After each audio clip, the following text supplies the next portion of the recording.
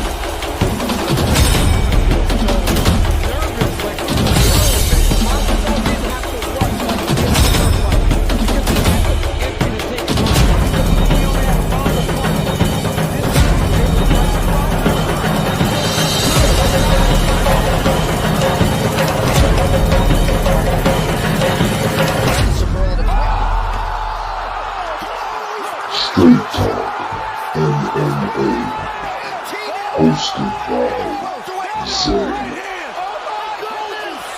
Bones, the MMA Brothers.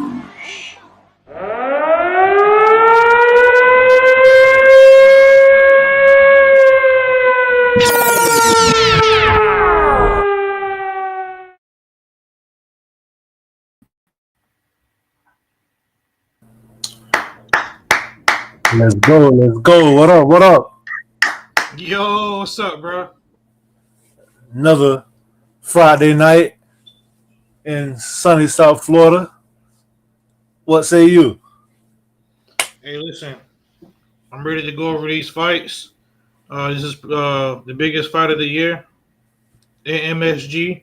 The return of Johnny Bones Jones against the UFC heavyweight GOAT, Stipe. So I'm excited for it. Yes, sir. This is the weekend that the Lord has made. And if you don't believe in a higher power, we got Katie Taylor versus Amanda Serrano tonight. We got Jake Paul versus Mike Tyson tonight. Tomorrow we got the UFC 309 main event, jonjones versus Stipe Miocic. And to top it all off, Sunday, we got the Steelers versus the Ravens. The Steelers are The Chiefs and Bills. The Steelers are 7-2. What more do you need to hear to believe in a God? Oh, yeah. So without any further ado, we are here to go through this UFC 309 card in MSG live tomorrow night. Heavyweight championship will be on the line. The disputed heavyweight championship, because it's not undisputed. What's up, Vic? Vic, what's going on? All right, what's bro. up, bro? I'm ready to go into it. Let's get into it. Let's get into it. You gotta speak up a little bit too if you can. All right. So, first up, kicking things off, early prelims. We got Veronica Hardy. She is 9-4, coming off of a 3-fight win streak. And she is going up against Eduarda Ronda Mora, who is 10-1. She got 4 knockouts, 5 submissions, 7 first-round finishes. That one loss did come in her last fight versus Denise Gomes. This should be a pretty exciting fight. Veronica Hardy, she's been on a little win streak ever since she took that time off. Dan Hardy has definitely helped her improve her game. Not the most athletic. She's more of like a taekwondo fighter, but she is very tough.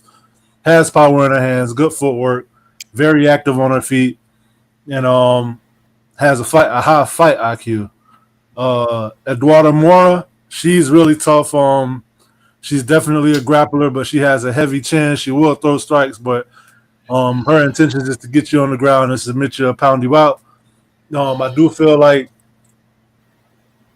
feel like Veronica Hardy is going to be my pick. I would hesitate to bet on this fight because I feel like it could go either way. I can see Veronica Hardy starting off fast. She does have good takedown defense, but I can see her starting to gas. Sometimes she do tend to fade because she is all action. One thing about her though, when she get taken down, she don't accept the bottom position. She look for chances to get separation and get back up. But Eduardo Mora, her path to victory, I would say, would be a submission or a TKO on the ground in the later rounds. But it will be a dog fight. Both women are really tough and no quitting either one of them.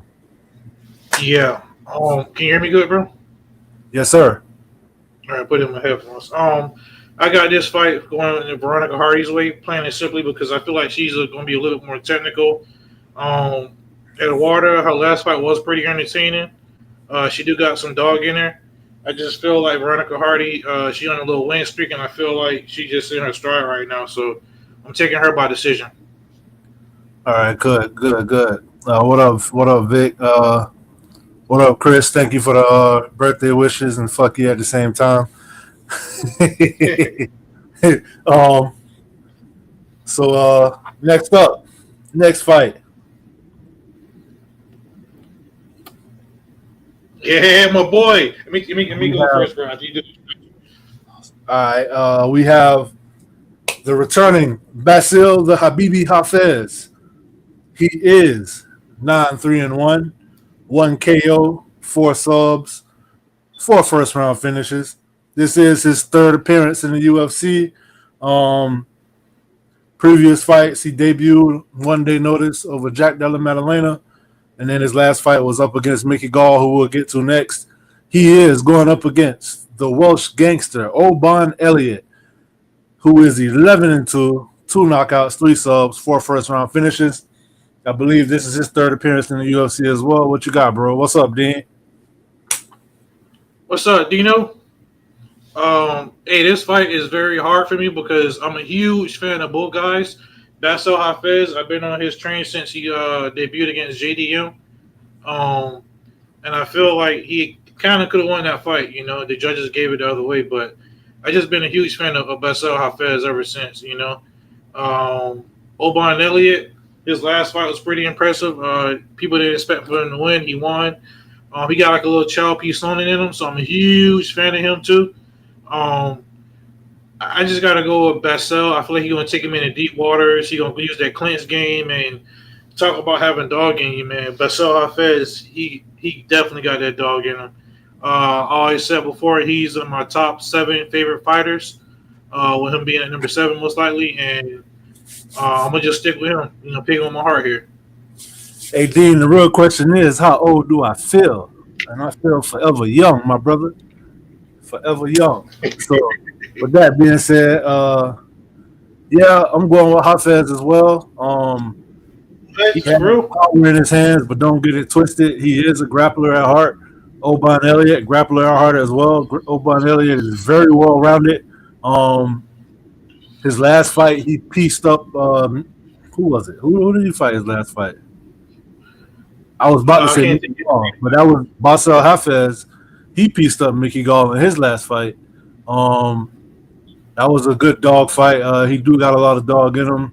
And I think I'm looking forward to see what he can pull off in the UFC. Oban Elliott, I'm a big fan too. He talked the talk, he walked the walk. Every time he's an underdog, he always end up winning. But he's always the underdog. So I mean, he got that. He got those 2 losses. Bro. He's not. Yeah. He fought Preston Parsons. Preston Parsons. Okay, there you go. So I feel like Hafez has fought the stiffer competition. Oban Elliott is not great anywhere, but he's good everywhere. Very well rounded. Has a high pace, high gas tank.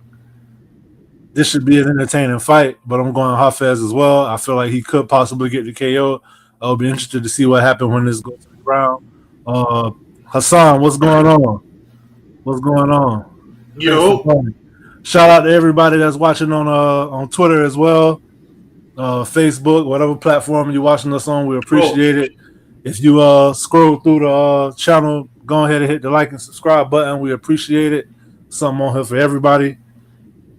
And make sure you keep score, bro. Hey, I just want to say, you read my mind. Full disclosure, I regrettably admit that my brother is ahead by 2.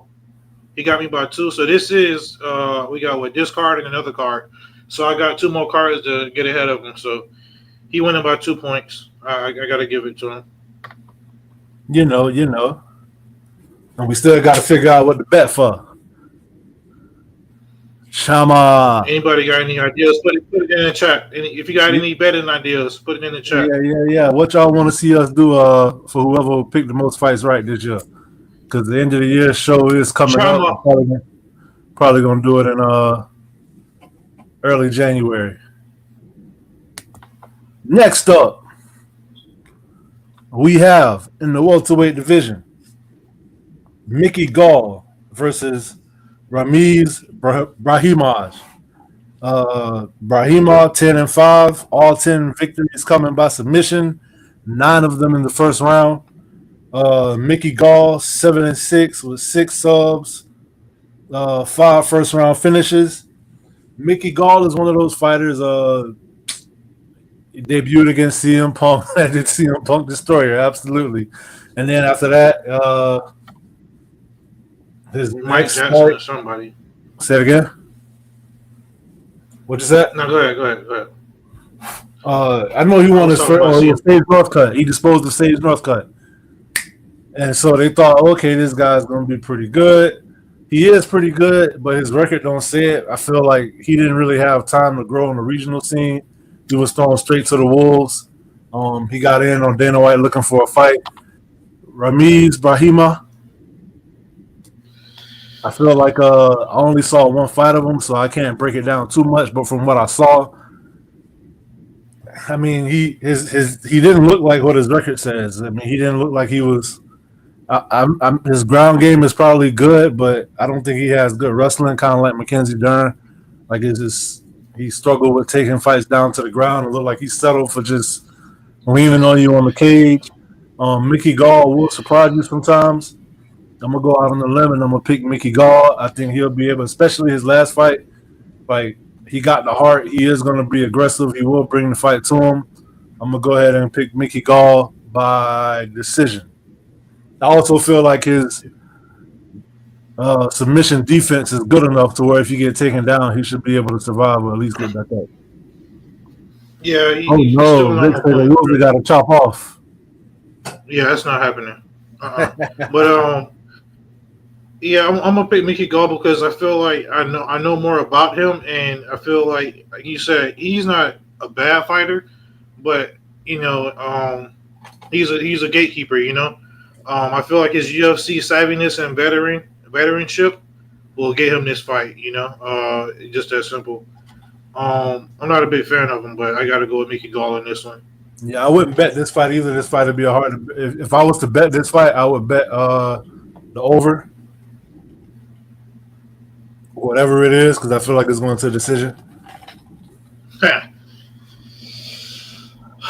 Next up, heavyweight division. We got your boy with the best haircut in the UFC. Hey, make that bigger a little bit, bro. Never mind. Don't worry about it. We got I can't tell if he's number 9 or number 3. Number 9. Yep. Versus Jonata Denise, Marcin Tybert Tabora, 25-9 with 9 knockouts, 7 submissions, 11 first round finishes. He's won 4 of his last 6. His most recent victory coming over Sergey Spivak, and before that, he pretty much destroyed your boy, Bam Taito Iwasa. Yeah, I wasn't gonna say it. He's 8-0 with 7 knockouts, 6 of them in the first round. This is his 3rd UFC appearance. Needless to say, he has 0 losses in the UFC. He is a kickboxer, Marcin Tybura. He will throw hands, but he wants to get you to the ground. The way he does that is by grabbing you, getting you up against the fence, going for a body lock. Usually he'll try to trip you with one of his inside legs and take you down, land on top of you, and go for a sub. For the most part, he does have a few knockouts, but for the most part, he is submission or bust. Jonata Deniz has heavy power in his hands. He is a kickboxer. He moves kind of light on his feet. I'm not going to compare him to Tom Aspinall because he's not that light on his feet, but you get my point. Like, it's somewhere in that range. Like, he looked like he's too big to move the way he moves. Has heavy, heavy power in his hands. His last fight, he was up against the wrestler, the big heavyweight wrestler, Carl Williams. And he was piecing Carl Williams up, had him on skates a couple of times, but at the end of the fight, Carl Williams did take him down, and you realize that when he's on his back, he's just on his back for the rest of the round. So that is going to be a problem in this fight.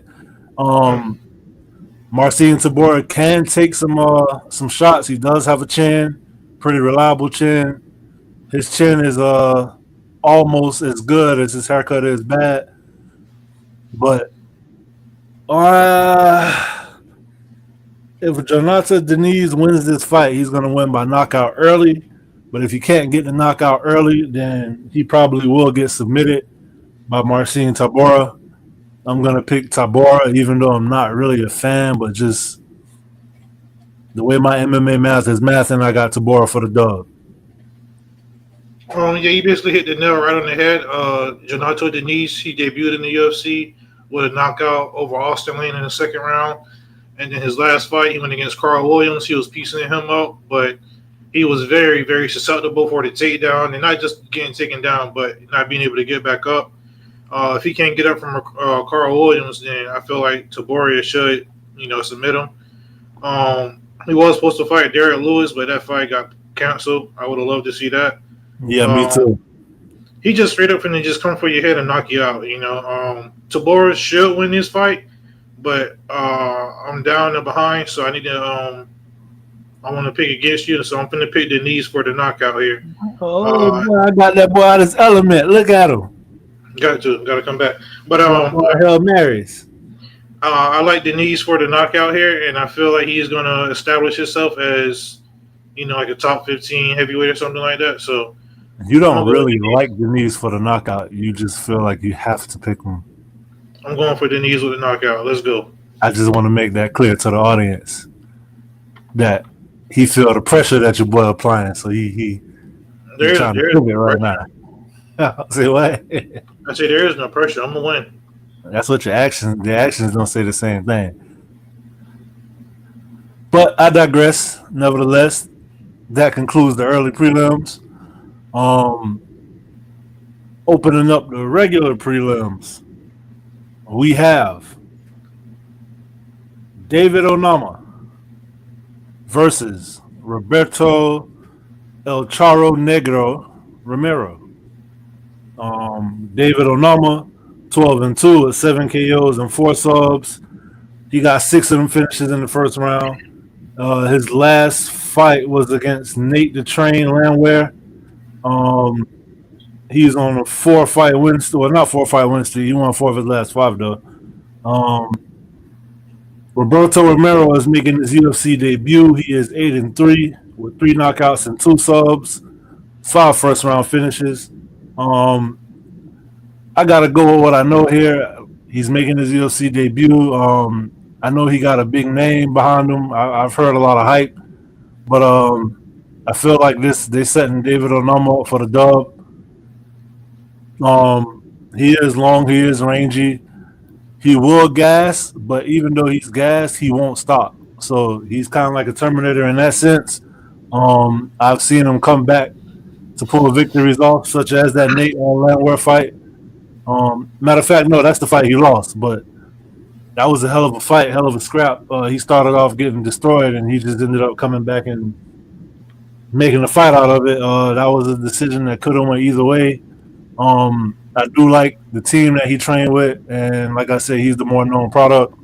So I'm gonna go David Onama. Yeah, I gotta go with David on number two. I feel like he's gonna get the knockout here in the second round. Even though Romero do have some hype behind him, it's a difference when you actually get inside the octagon. Um, Onoma actually looked pretty good in his last fight. It was against Jonathan Pierce. That's what it was. Um, and he showed that his gas tank isn't the best, but I am seeing a little bit of an improvement. So I'm looking for a second round knockout here in brutal fashion. Possibly you can get a little bonus because he got that power. Yeah, he do, and he got a ground game too. So I feel like he'll be comfortable anywhere this fight goes.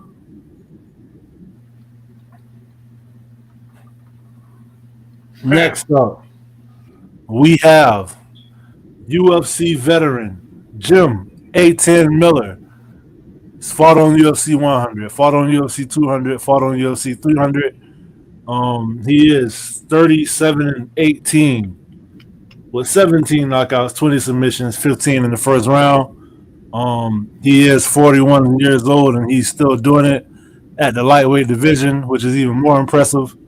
Because I always say heavyweights age slower. Okay, I got you. He is taking on Damon the Leech Jackson. His last fight was against Chepe Mariscal. He is 23-7-1 with 4 knockouts, and he also has 15 submissions. 9 of them in the first round. What you got, bro? All right, so this is a little tricky because in MMA, you're only as good as your last fight, and they both lost their last fight, but it wasn't the same kind of loss. Jim Miller just got his ass beat, you know what I'm saying? For 3 rounds against King Green. He got pieced up, he got bloody, swollen, he got thrashed. That was one of them, right? Yep. It was one of the more lopsided beatings I ever seen Jim Miller take. I seen him get finished, I seen him get choked out, I seen him lose fights, but I ain't never seen him get thrashed like that, to my knowledge. Damian Jackson, his last fight against Chepe, my boy Chepe Mariscal. He and my top 10 favorite fighters. I have to say that loss has a little asterisk on it because Chepe was overweight and they started to cancel the fight, but the management it got to Damian Jackson and he said that he would just take the fight anyway, because he was already training, all that kind of stuff. I just feel like I'm surprised that Damian Jackson is favorite here, bro. I don't know about you. I'd like to hear what you think about that. But I'm gonna definitely take Miller as the underdog here. I feel like this is good plus money right here. You know what I'm saying? And I feel like this is one of the easier picks for me on this card, to be honest with you. Damian Jackson, he's a ground guy, but I feel like Jim Miller is just a little bit better. Miller is more savvy, and Jackson, he may be a higher belt, technically, but in MMA that don't always translate. When it comes to standing up, I feel like Jim Miller got him. I can definitely see Jim Miller dropping him, maybe not finishing him, but I feel like Jim Miller going to take a decision, and it's going to be a lopsided win, in my opinion. Well, I do like to move up the lightweight for Damian Jackson. I do think this is going to be the mini fight of the night because I feel like it's going to be all action. If it wasn't for another fight on this card, then I would definitely say this would be the fight of the night, probably for the prelims. Damian Jackson, I do see him winning this fight, and I know Jim Miller is a black belt. Damian Jackson, I'm not sure what belt he is, but I feel like the game evolved so much, so like a black belt from when Jim Miller got it is not the same as like whatever belt. You get what I'm saying? Like I feel like it kind of like a lower belt now versus a higher belt from 20, 30 years ago. Yeah. It probably kind of evens out. I like Damian Jackson in this fight based off of their last performances. Wow. Yeah, I like Damian Jackson in this fight based off their last performances. I would bet Damian Jackson as well. Probably throw him in the parlay. For the simple fact that I wouldn't be surprised if Jim Miller pulled it off, but I just feel like he's going to push the pace. And at some point, Jim Miller is going to look 41. You get what I'm saying? We don't know if that's what happened in the last fight, if that was just him fighting Bobby Green or King Green. But We gonna see, but I do like Damon Jackson in this fight. I like him to win it by decision.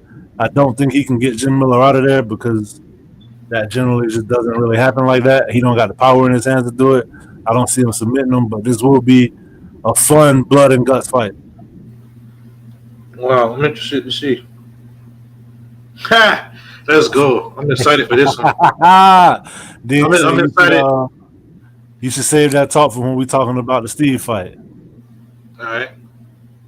I'm excited for all the wrong reasons for this fight. Yeah, I know you are. I know you are. We have in the middleweight division another 41-year-old, the All-American Chris Weidman, former UFC middleweight champ. He dethroned Anderson Silva. He is 16-7 with 6 knockouts and 4 submissions. 6 of his victories coming in the first round, and he is squaring off against your boy Eric Anders. 16-8, 9 knockouts, 1 submission, 7 in the first round. Eric Anders getting up there in age too. I think he got, counting this fight, he got 3 more fights on his contract. I'm torn in this fight. I feel like at this point in Chris Weidman's career, they're trying to give him fights that they feel like he can win. I feel like he definitely can win this fight. It's definitely an asterisk on his last fight because he fought Bruno Silva and he hit him with a eye poke, and then later on in the final round, he hit him with an eye poke combination. It was left eye poke, right eye poke, left hook, right hook. Yo. And that pretty much ended the fight. So I feel like the MMA karma is probably going to come back on him on this fight. Eric Anders, at this point in his career, he don't really bang like he used to. He kind of like to push you up against the fence and kind of like hang out for a while, and he fight in spurts. If you want to make this kind of fight, I feel like that favors Chris Weidman. But as you can see, the odds are pretty close as well. He does have the power, however, to knock Chris Weidman out. I can't really see Chris Weidman knocking him out. If it goes to the later rounds, one thing you can't question about Chris Weidman, he's probably had, no exaggeration, over 30 surgeries, but that gas tank is still there. I know the New York crowd will be behind him. Maybe the New York judges will be behind him as well. So if it goes to a decision, I feel like Weidman probably going to get it unless it's absolutely lopsided. And I feel like if you do get the dub, that'll be the perfect place for him to retire right there in Madison Square Garden. But I kind of see Eric Anders catching him and getting the KO, even though he does have a chin. I don't know. It's like I started off breaking this fight down thinking that I'm going to pick Eric Anders, but the more I think about it, I might be going Weidman here. Let me hear what you got. All right. Hey, listen, man, I really don't like Weidman. He's one of my top 5 most disliked UFC fighters because of the Anderson Silva knockout. We weren't live and seen his leg break in person too.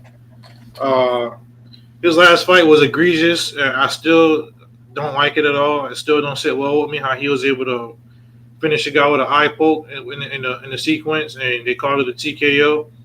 And Bruno Silva, he ain't the same, man. And I think that's part of it too. So that's another reason why I don't like him. You know, he's talking about having mental issues and stuff like that. You know, that really messed with him. I'm not trying to joke or nothing like that, but I'm being serious. Like when you go through a training camp, put everything into a fight, and then something like that happen, it can really mess with you. With that being said, Chris Weidman is 0-2 in MSG. Who was the 2 people that knocked him out, bro? Was Dominic Reyes one? No. I know Jacare was one, right? Yes. Jacare broke his nose, and the other one it wasn't Gastelum. No. You got to tell me the other one. Yo Romero. Oh, Luke Rocco. No, Yo Romero. Oh, Yoel. Oh, boy. That was nasty. Yes. He's 0-2 at MSG, and let's make it 0-3, baby. He finna get knocked out, put to sleep, stiffened. Eric Anders, he isn't what he used to be. He do like to do the little clinch thing and stuff like that. But I feel like Weidman, he's not going to use his wrestling the way he should, and he's going to get into a war because he like getting into wars, and that's going to be his detriment. That's going to be his downfall. Even to get put to sleep, I'm all for it. I'm going to be so happy. I'm going to enjoy it. That's going to be my papa tonight. You know what I'm saying? And yeah, I'm looking forward to this fight. So let me know this. Yeah. What round you see that happening? Second. So what if it gets to the third? Do you think if it goes to the third round that Weidman's gas tank will get him through it? No, but Eric Anders don't have the best gas tank himself. That's what I'm saying. That's why I like this ain't gonna be a fight for technicalities. This ain't gonna be like a technical fight. This is gonna be more of a little sloppy barroom brawl kind of fight. You know. I do see this fight being sloppy. Yeah, I can't forget Rockhold. Yeah, and see what Eric Anders should do is just attack that leg the way my Hawaiian guy did. Brad Tavares. Yeah, the way he attacked that leg, man. Like this MMA, don't have sympathy for him. Don't feel sad for him about his past. Leg break, attack that leg. You know, because it ain't the same. Hey, you know what I will say? I feel like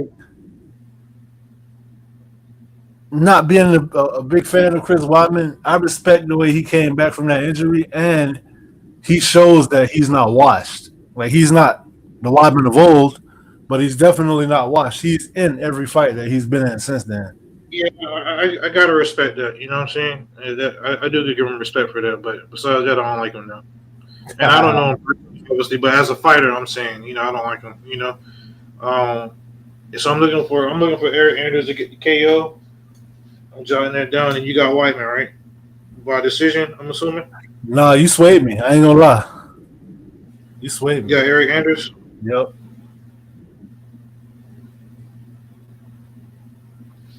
All right. Wouldn't bet this fight though. Yeah, I think I would.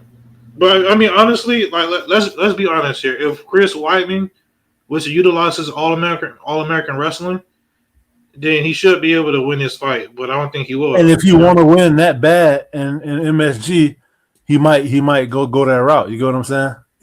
Yeah. So we'll see. Oh boy, it's gonna be a good one too, boy. It's gonna be next up.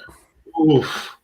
In the bantamweight division, we have number 13, Jonathan the Dragon Martinez versus Marcus the Maniac McGee, aka the little toy off of Toy Soldiers. Toy Soldiers. Yeah. So y'all know what I'm talking about. The little monster looking thing, look like the thing from Thundercats. Y'all know what I'm talking about. But yeah. So Jonathan Martinez, 19-5, 9 knockouts, 2 submissions, 3 of them in the first round. The Maniac is 9-1. He's on a 5-fight win streak. Out of those 9 wins, he has all finishes because he got 8 knockouts and 1 submission. This is his 3rd appearance in the UFC. 3-0 in the UFC. All 3 wins have produced fight performances, fight bonuses. This is going to be a very good fight. Marcus McGee is very well rounded. He has the power to knock him out, and he has very good grappling and takedown defense. Jonathan Martinez he's up there in the top of the UFC, I say, with the best leg kicks. He finished Cub Swanson with a leg kick. His last fight, he did lose to Jose Aldo, but you can't really fault him for losing a pretty much boxing match in the cage with the King of Rio in Rio. This is going to be a really good fight. I'm going Marcus McGee. I'm pretty confident in it. But if Jonathan Martinez can use his range and his speed and hit him with those leg kicks so he won't be able to generate as much power in them punches, then I feel like that's his path to victory. Marcus McGee should know that the kicks are coming, but everybody does when they fight Jonathan Martinez. Never stops it. I got Marcus McGee. Yeah, it was a good breakdown, bro. I feel like Martinez, His last fight, he didn't show his full potential, and I feel like he just kind of froze and was in all of Waldo. I don't think he I will think that's be. I don't exactly think. what it was. Yeah, I don't think that's going to be the situation here. And generally, I already told myself, like in the back of my head, that I'm picking him for his next fight, regardless of who it is. But then Yeah, they gave him Marcus McGee. You know what I'm saying? So it's yeah. like I can't go against Marcus McGee, man. I'm a huge fan of him. He got the power. I like his hands, and he got a pretty underrated ground game, I would say too. Absolutely. Uh, if Martinez can utilize his leg kicks, I do see him getting the dub, but I just feel like McGee gonna have too much power, and it's gonna be one of those kind of things where when he feel that power, it's gonna make him a little hesitant. Um, I don't see him putting him out. Though. I got McGee by decision, and I feel But like that's gonna give him a ranking by his name too. but if he can stay in kicking range and actually land those kicks and kind of like take away some of that power, take some steam off those punches, um, I feel like it'll turn into a very interesting fight. And I just gotta say, shout out to the UFC matchmakers, man. The way this card is matched up, it's perfect. You might not have the biggest names, but there are some extremely key matchups on this card. And just shout out to the bantamweight division, because if you look at this division and you see these two guys and Martinez is 13 and McGee not even ranked, it just lets you know the killers that they got ahead. It's like there is no really bringing you up slowly in the bantamweight division, kind of like lightweight. You get what I'm saying? Yeah. Yeah, I'm But looking yeah, forward to this one. yeah, me too, me too. I would definitely put I'm putting some money on McGee. I'm gonna pull up the UFC bantamweight rankings real quick. Yeah, that McGee will be on one of my tickets. All right, so obviously you got the champ Marab. You got number 1 O'Malley, number 2 Umar, number 3 Peter Yan, number 4 Former champ, Sanhagen. Number 5 is former Figueiredo. champion contender. Who number 5 is who? Figueiredo. Former flyweight champ, Marlon Vera. title contender, Henry Cejudo. former champ, 2 division champ, Song Yadong. up and comer Rob, contender. Rob Flint. And Mario Bautista. That's just the top 10 right there. Yeah, and I feel like both of these guys could fit in that 9, 10, 8 range. You get what I'm saying? I feel like that's where the log jam come in at right there. But 7 out of the top 10 could be champion on any day. And oh my God, the way we start off this main card with a bang. You don't even know who you're looking at right there.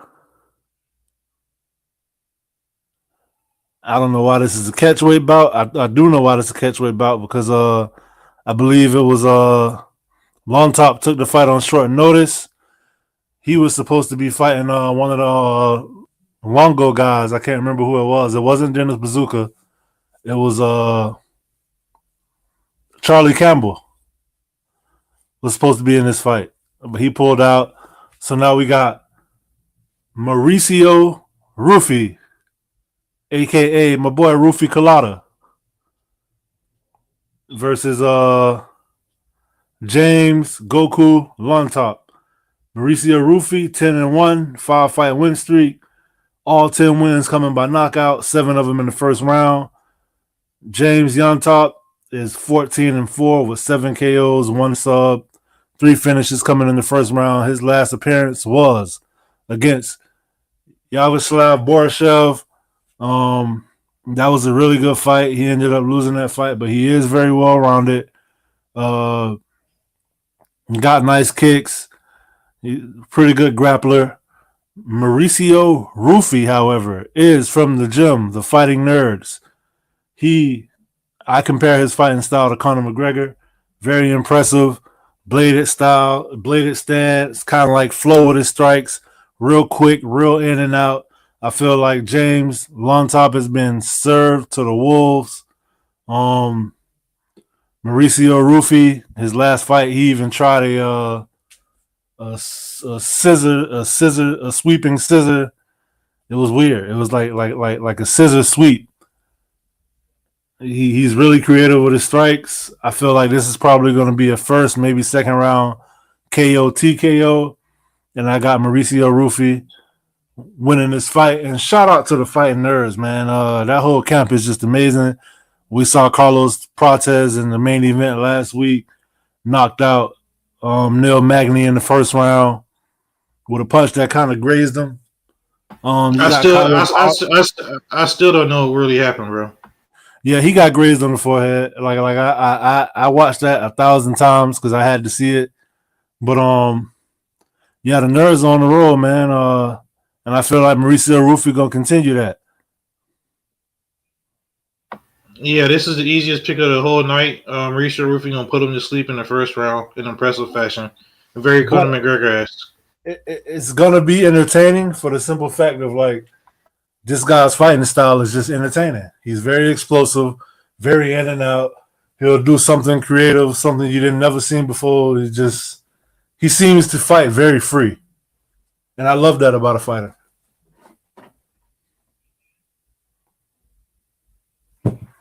Anything else you want to add on that one?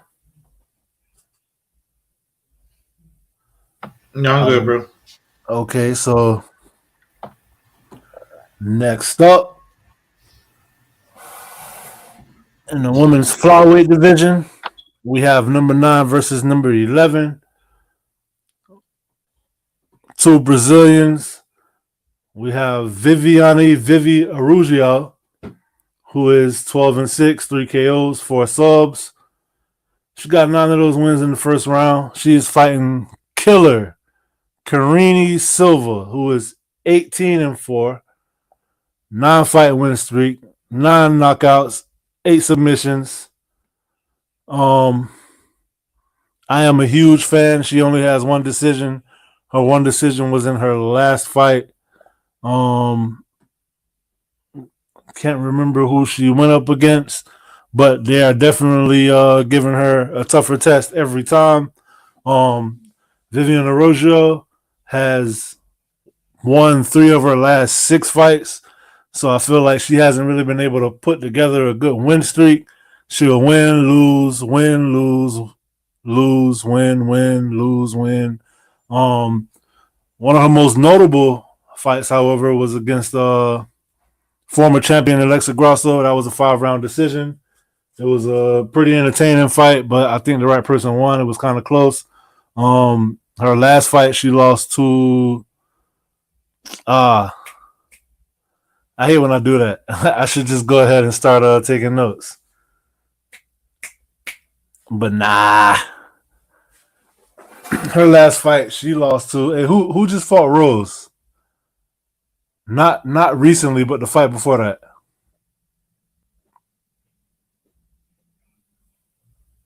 It was Blanchfield and then Manny Ferrell. No. It was the fight in between that. The Brazilian girl, man. Oh, Tracy Cortez. No, she's Mexican. The Brazilian girl. I'm not sure. It'll come back to me. But anyway, the way I see this fight playing out, I feel like both are very good on the ground. Vivian Araujo is pretty strong, but so is Karine Silva. Vivi does have hands, but she's also very hittable. I do know that she has a negative strike differential. Let me see. I think it's going to be a good test for Karine Silva. I feel like she's going to try to get it to the ground. Vivi has good takedown defense as well as good grappling, like I said, but Karine Silva is a submission specialist, but she is also just a finisher in general. She has the right name, Killer, and I do believe that she is going to get this win. She is a fighter that I never see myself betting against. I'm gonna ride that all the way to the championship. Let's go, Karine Silva, all day. Yeah, I definitely see Karine Silva winning this fight. Like you said, that I don't think I'm as high on her as you are, but I'm definitely like very high on her. That's because you can't see it, man. You can't see it. Just like and white men can't jump. Like how you couldn't hear Jimmy. You can't see it, man. You can't see it. But I'm Yeah, trying to tell you, I'm holding your hand and I'm leading you to the green pastures. You feel me? You just gotta follow me, dog. Stop resisting. yeah. I still Yeah. got. That boy sounded like James Lumberg. Bill Lumberg. Yeah. um, I got her winning by, I would say, second round submission. And I see her definitely shooting up and getting high up in the rankings and eventually getting the title shot. Hey, bro. What's up? It's really gonna kill me if I can't think of who Who you talking about? Who Rivana Araujo fought? her last she had her last loss was She fought Natalie Silva. all right, no, not that one, but all right, don't worry about it. It's Not Rebus. yeah, there you go. That's what I was trying to think of. Oh, but you know what's crazy though? I'm glad you mentioned Natalia Silva. I said I would ride this Karine Silva train all the way to the title, but if they put them two against each other, I don't know, man. I don't know. That would be very interesting. But nevertheless, I digress. I will parlay this fight and the other women's fight earlier in the card. I will put both of those fights on the over 2.5 rounds.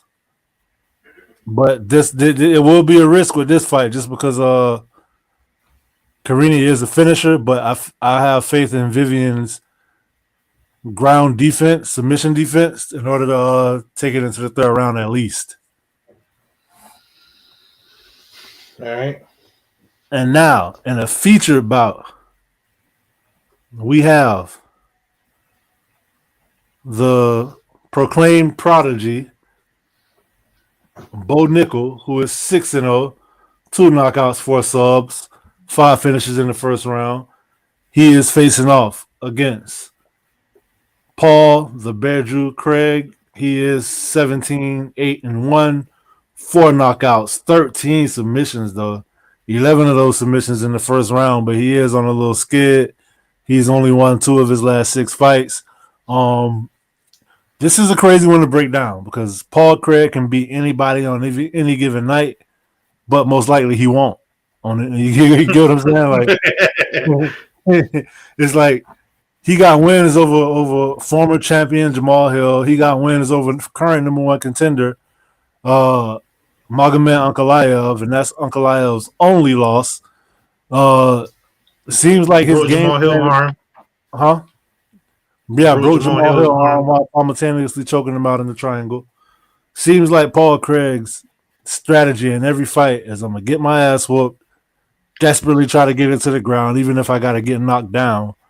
And when they get down there and they get on top of me, I'm going to find a submission in the final minute of the fight. I don't think that's going to work with Bo Nickel. Bo Nickel is definitely the pick. There is no value in it, though, however, because as you can see, the odds, every Bo Nickel fight, the odds are extremely ridiculous. Bo Nickel, Olympic wrestler. I don't really know if he's gonna keep this. You think he's gonna try to go for the takedown, or you think he's gonna try to keep it standing? Hell yeah, he going for the takedown. Yeah, he definitely going for the takedown. I don't know, man. I just feel like this would be a perfect time to practice his striking. You feel me? Not to be disrespectful to Paul Craig, but I mean, he might even be able to find the knockout. So who you got? Man, I'm going Bo Nickel. I don't feel like there's no way Paul Craig winning this fight, which is why he could possibly pull it off in the end. But I'm going Bo Nickel here. I feel like that's the smart pick. That's the obvious pick. Set up for him to win. But because of the odds, I will put a little something on Paul Craig by submission, just because he could do it. So that's exactly what I'm going to say. I'm definitely putting like $1 or $2 on Craig. Hey, shout out to everybody that's in the building, man. Hit that like and subscribe. I appreciate you stopping through. please do feel free to comment in the chat about anything. And I hope you're enjoying so far. But yeah, you definitely you got to, man. Look at the mods and the fact that he could do it because Bo Nickel might play right into it. But I feel like this is the perfect time to practice his striking, man. Bro, Bo Nickel could probably knock him out. To be honest with you, He definitely can. Like I might put money on that. To be real, I want Paul Craig to win because I'm a Paul Craig fan, but I just see Bo Nickel winning this fight though. Yeah, by finish too. By finish. Yeah, Paul Craig. Sometimes he just he be looking so desperate, so it's kind of like embarrassing when he be going for them takedowns. Yeah, and also when he get knocked out, it looks very bad too. Very bad. Bro.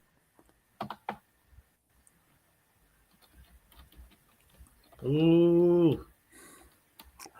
In the co-main event, we do have a rematch. We got number 2, Charles "Do Bronx" Oliveira, former UFC lightweight champ. He has the most finishes in the UFC history, the most submissions in UFC history with 21. His record stands at 34-10. 10 knockouts, 21 submissions. So out of those 34 victories, he has 31 finishes. He is squaring off against Iron Michael Chandler, former Bellator lightweight champ. Been in a bunch of Fight of the Nights. Both of these guys get a lot of bonuses. This definitely will be the Fight of the Night, in my opinion. Michael Chandler is 23-8 with 11 knockouts, 7 submissions, 13 of those coming in the first round. The first fight was all action for the whole 7 minutes that it lasted, maybe even 6.5. Who knows? It was the tale of 3 fights, you might as well say. Charles Oliveira almost got finished twice in the first round, came back and got the knockout himself in the second round. Every time Michael Chandler fights, it's all action. Charles Oliveira, every time he fights, it's all action. This will definitely be one that you must see TV type of deal going on here. But I can't pick against Charles Oliveira. I feel like he is dangerous everywhere. He has the power in his hands. Michael Chandler, I do feel like he will come out and try to be more conservative. Curious to see what he look like. I think he's going to be motivated after sitting on the shelf for about 2 years waiting for your boy Conor McGregor. I'm glad he finally decided. Man, listen, he shouldn't even been waiting that long. No, he shouldn't have. But I mean, it is what it is. I feel like after listening to some of his interviews and whatnot, I feel like he definitely grew within that time. And I feel like he's going to come out and he's going to try. He's going to try to be technical and calculated. But I feel like he can't help himself. Like when the fight gets thick, I think it's going to turn into a war. And I feel like Charles Oliveira got more bullets in that gun. How you gonna get it done though? Oh, he gonna finish him. I don't know if it's gonna be a sub, and it's 5 rounds too. So I don't know if it's gonna be a sub. Rounds? Yeah, it's 5 rounds. Yo, I didn't even know that. And the winner, will face the winner of Sarukian versus Makhachev for the championship. And also, something I meant to mention at the top of the card.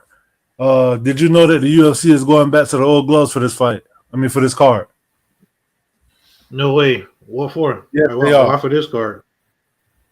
Because jonjones on the card, and he like the eye poke, so he said, "I'm not using those new gloves." And they say, "All right."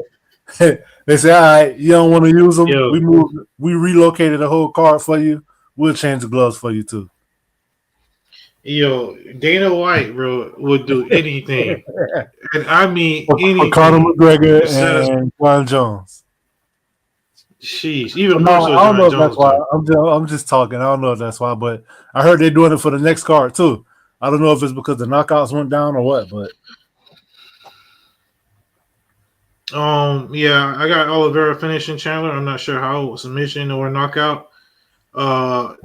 Chandler can't help himself, bro. You can tell me he's new and refined and whatever, but he's still gonna be the same Chandler self, and not that it's a bad thing, but I feel like in this case, just like in the last fight, that's gonna be his downfall.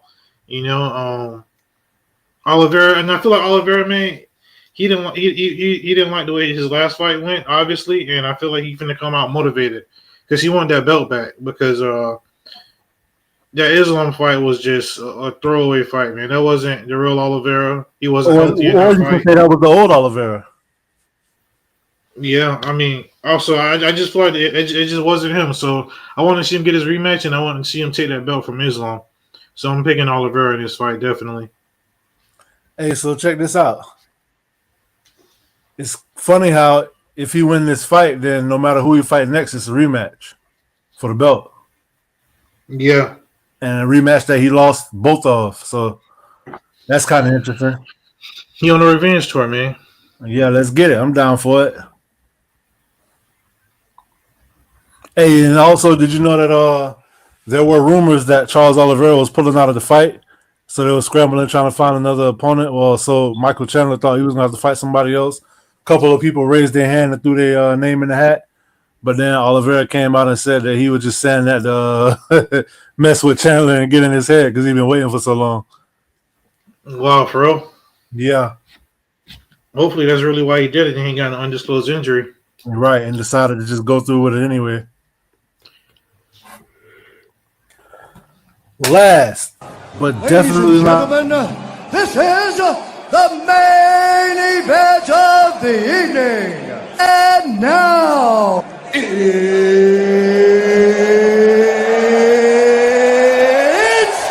time!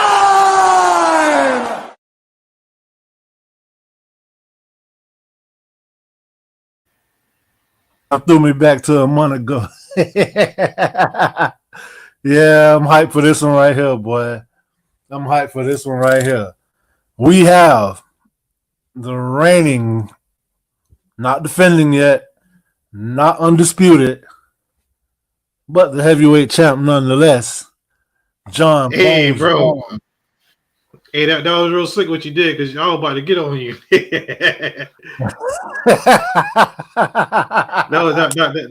that was real slick, bro. Hey, but am I wrong though? No, you're absolutely right. Yeah, I'm spitting nothing but facts here. Look, we got John Bones Jones, 27-1 with 10 knockouts and 7 submissions. That one has a heavy asterisk by it, but nevertheless, he is the youngest champion in UFC history when he defeated Shogun at 23 to get the belt. He got the most title fight wins with 15, most victories in any division with 20 in the light heavyweight division, longest unbeaten streak with 18 fights in a row. He defeated the most champions in UFC history. He is a current Hall of Famer. And also, he has the longest reach in the UFC. This is his second fight at heavyweight. Hey, can I just say something real quick? Go for it.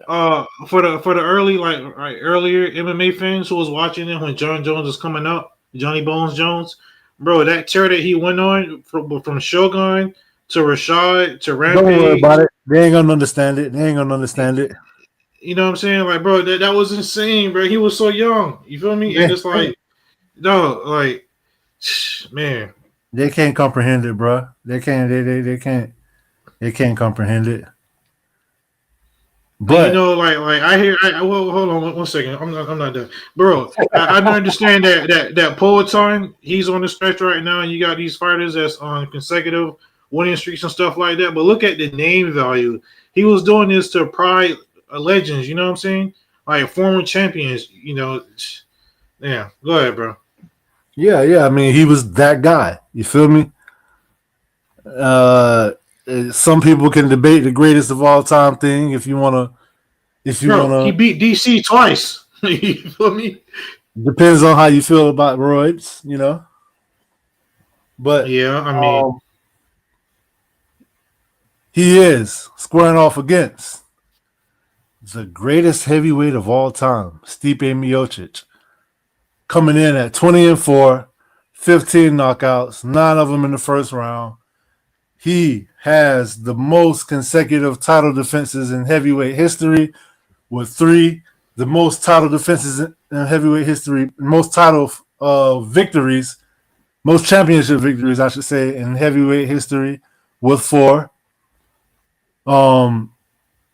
Tied Randy Couture for the most title fights with 6. Most finishes in UFC heavyweight title fights. Most knockouts in UFC heavyweight title fights.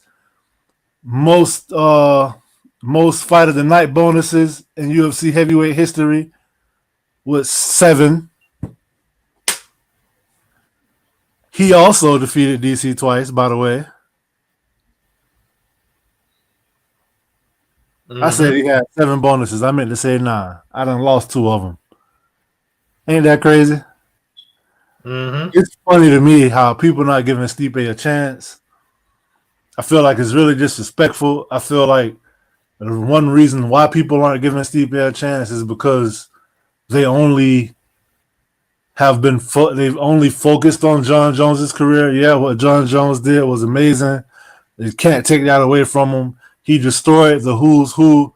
I mean, destroyed the who's who. Yeah, I've only seen him in. Well, that's the thing.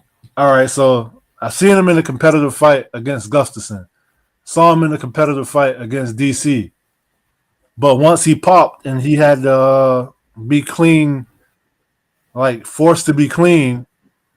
Wait, I think that was Anthony Smith, Thiago Santos, and Reyes, right? Yes, and I would say he lost the Reyes fight. I would say Thiago Santos with no knees pushed him to the brink, and one could have said that that was a controversial decision win. Didn't look that good against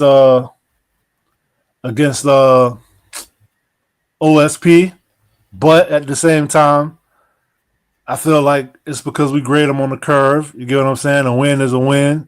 He may not have looked that good against against OSP, but I mean, he's was not looking that good. It was still a one-sided fight. You get what I'm saying? So it's a lot of confusion. Then he leaves for this will be his first fight in a year, but it will be his second fight in 4 years.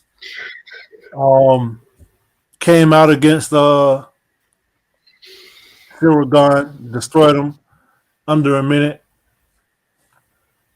But we've never seen Jon Jones get hit by a heavyweight. We've never seen Jon Jones with the extra weight on him get pushed into the deeper rounds. Never seen him tested at heavyweight. Don't know what that looked like. Stipe is the guy that's going to do that.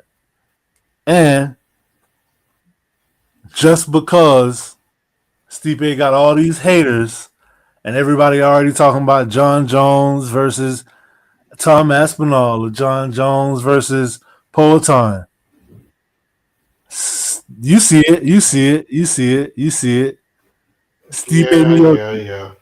And knew he gonna be the skunk at the garden party. He gonna piss in everybody Cheerios,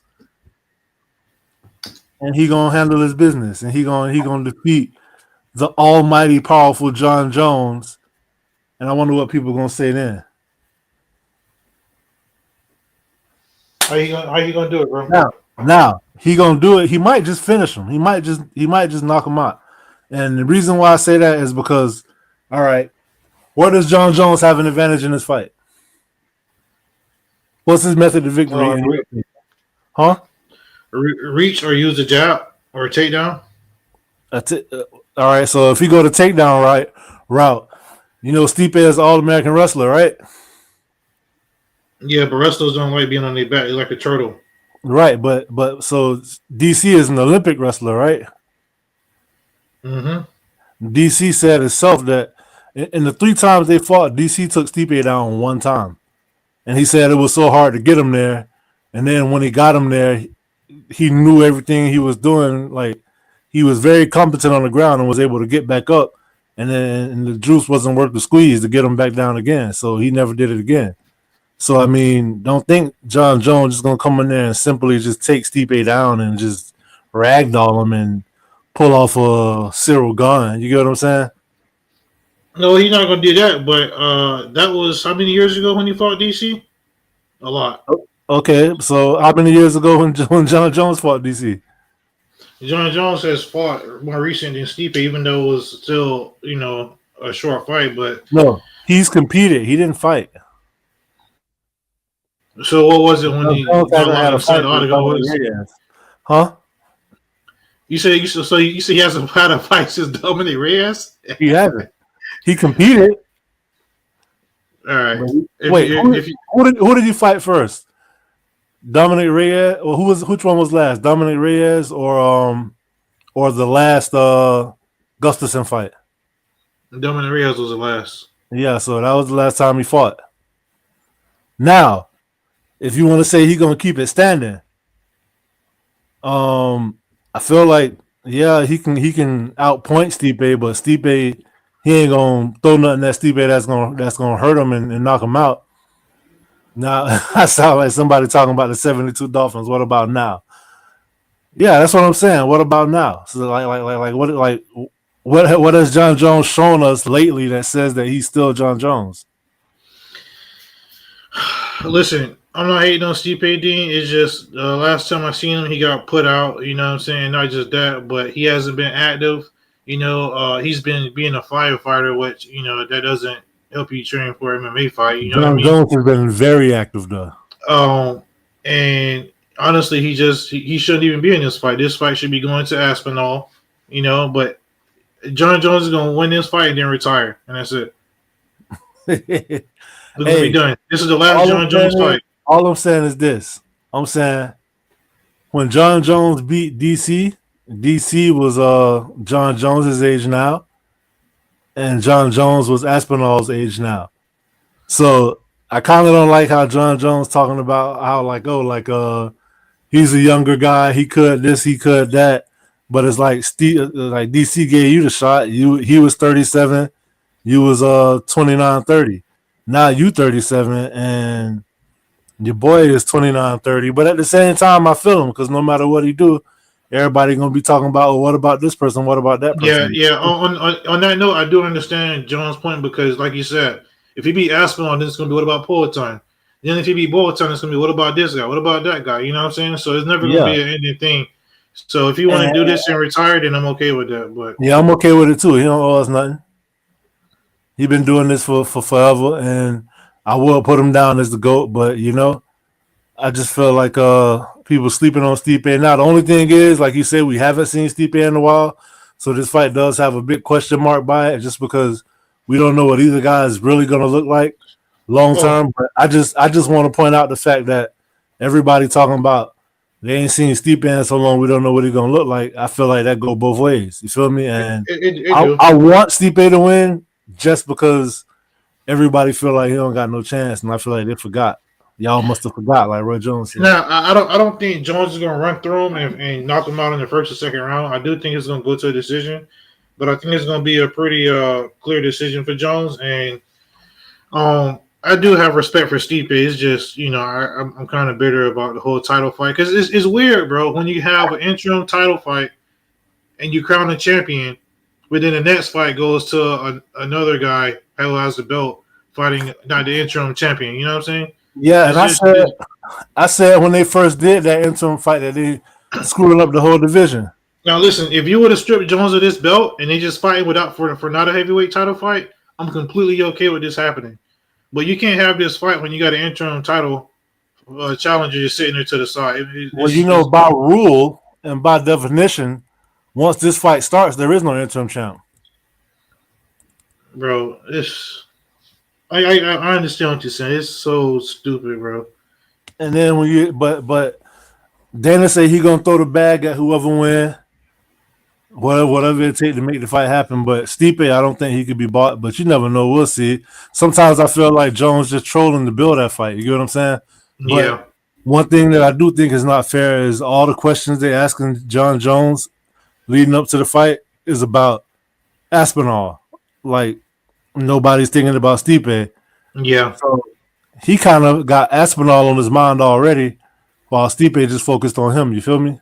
Yep. And for those of y'all who like the UFC content and backstories and stuff, watch Countdown, UFC Countdown, and in there, Stipe called John Jones a bitch, and ever since then, Jones has been like, in in killer mode. Basically, that's why he didn't shake his hand at the press conference or the stare down the other day. Yeah, but I feel like John Jones is looking for something.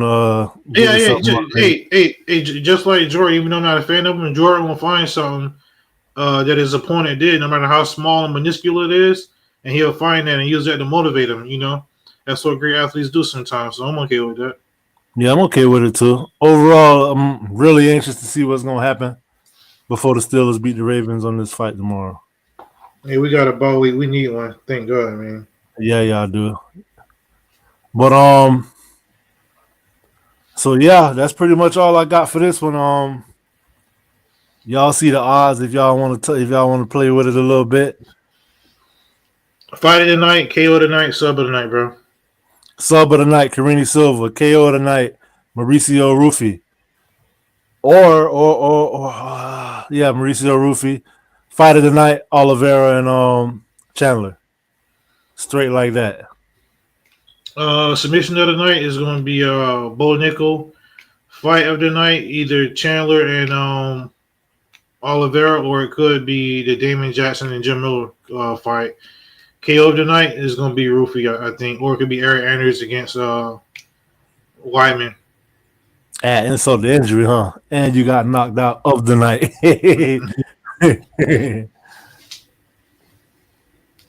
But yeah, that's pretty much it, man. Everybody who joined us, thanks for watching, thanks for commenting, thanks for engaging. Thank you to everybody on Twitter. Like, subscribe, and we'll catch y'all tomorrow for the review show. No, I'm sorry, Sunday for the review show. Sunday 10:30 in the morning. We will be there. Hopefully you will be too, so we can go ahead and see how many more victories I got over this guy right here. In the meantime, I know y'all getting ready to watch that Tyson versus Jake Paul. Check the co-main event. Yeah, definitely the co-main event. Katie Taylor, Amanda Serrano too. If you don't know, now you know. As Dana White would say, don't sleep on that one. Check back with the channel because there may be a live watch along going on. Man, I'm watching these fights, man. But I'll probably jump on the sticks with you, Dean. I don't know. I might try. If not, I got you, Dean, on the Fortnite. I might try to get my hands on a Madden or two, but I do owe you one in the UFC, Dean. All right, bro. It's been real. See y'all on Sunday. Peace. Peace.